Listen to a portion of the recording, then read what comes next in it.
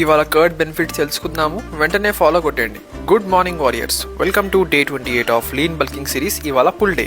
So మనం పొద్దున్నే లేచి మనం మీల్స్ అన్ని కంప్లీట్ చేసుకున్నాం. మన జిమ్కి వచ్చేసి ఫస్ట్ వేరియేషన్ బార్బెల్ రోస్ ఒక 4 sets చేసుకున్నాము. Next variation lat pull down ఒక 4 sets, T bar rows 3 sets and face pulls ఒక 3 sets చేసుకుని, బార్బెల్ బైసెప్ కర్ల్స్ ఇంకో 3 sets చేసుకొని, హ్యామర్ కర్ల్స్ ఇంకో 3 sets చేసుకొని మనం లెగ్ రేంజ్తో మనం వర్కౌట్ని కంప్లీట్ చేసుకున్నాము.